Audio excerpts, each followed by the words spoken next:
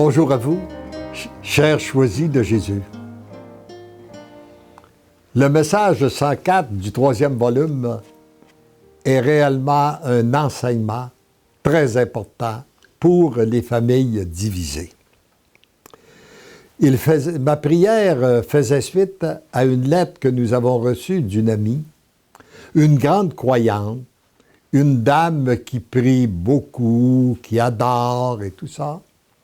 Et elle nous dit que d'abord, elle est seule parce qu'elle est veuve. Elle a un garçon qui est homosexuel et elle a peu de contact avec lui. Elle a un frère plus âgé qu'elle qui vit en concubinage et qui se sont brouillés déjà depuis plusieurs années. Elle avait une sœur plus jeune, très près d'elle, mais là, sa sœur venait de se séparer et d'aller vivre avec quelqu'un d'autre, et elle lui a écrit une lettre de 5 pages de bêtises. Et elle nous écrit pour nous faire part de sa souffrance. Et voici ce qui s'est passé par la suite.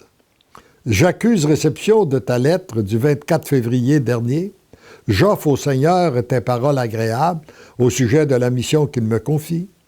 Je lui rends grâce pour ce que tu es et pour ton engagement de vivre dans la divine volonté. Je m'unis à toi pour associer tes souffrances à celles du Christ, les offrant au Père, afin qu'elles aient valeur de rédemption pour tous ceux et celles que tu portes dans ton cœur.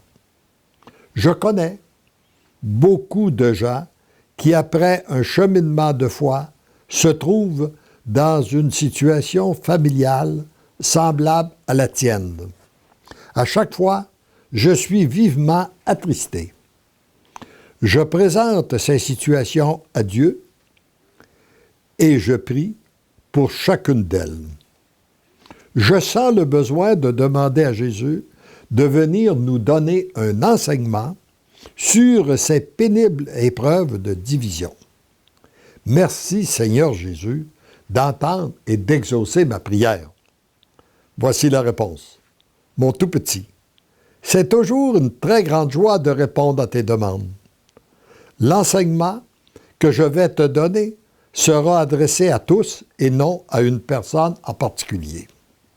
Oui, l'engagement pour Dieu ou la conversion d'un de ses membres d'une famille suscite parfois des divisions au sein de cette famille et fait l'objet de grandes souffrances. Certaines de ces souffrances sont nécessaires pour vérifier l'authenticité de l'engagement. C'est sûr que pour la personne qui vient de vivre une conversion, si elle était applaudie lorsqu'elle en parle à sa famille, ce ne serait pas la même chose que si on lui dit « Mais qu'est-ce qui t'arrive, là? Es-tu en train de tomber sur la tête? Es-tu en train de perdre la raison, là? » Et ça suppose un engagement beaucoup plus profond pour vérifier l'authenticité de notre foi. Puis on dit que d'autres souffrances sont nécessaires pour la conversion de certains autres membres de la famille.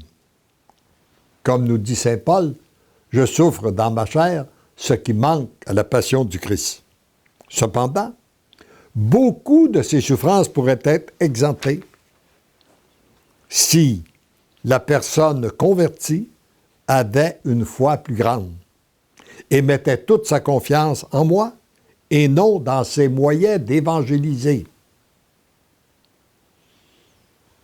Je le répète, beaucoup de souffrances seraient exemptées si la personne convertie avait une foi plus grande et mettait toute sa confiance en moi et non dans ses moyens d'évangéliser. Deuxièmement, si elle respectait l'entière liberté de la personne comme je la respecte. On sait que Dieu respecte toujours notre liberté. Alors lorsqu'on est dans un monde adulte, est-ce qu'on respecte la même liberté de ceux et celles qu'on aime? Troisièmement, si elle acceptait de demander pardon d'avoir entravé la liberté de l'autre lorsqu'elle constate avoir voulu lui imposer sa foi.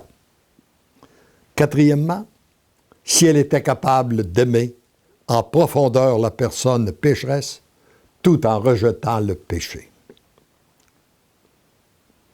Et toi, petite Lise de mon cœur, ne crains pas, je suis avec toi, les tiens sont les miens, divinement et follement je les aime, divinement et follement je t'aime.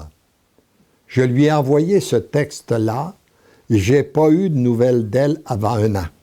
1 an plus tard, elle me téléphone, toute heureuse. Elle me dit, je veux que vous soyez les premiers à l'apprendre. Je viens de me réconcilier avec ma sœur.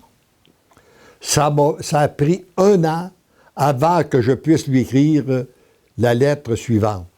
J'en ai composé une multitude de lettres.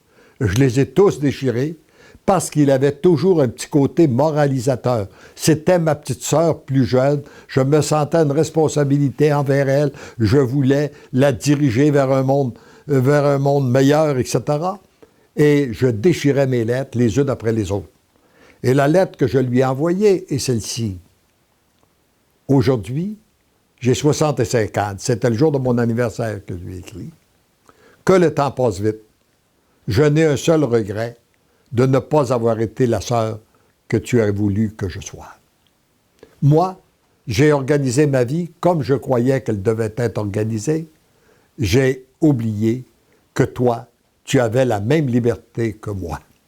Pour toutes les fois où j'ai entravé ta liberté, je t'en demande pardon. Ta petite sœur qui t'aime. Et le lendemain qu'elle a reçu sa lettre, sa sœur a communiqué avec elle et elles se sont réconciliées.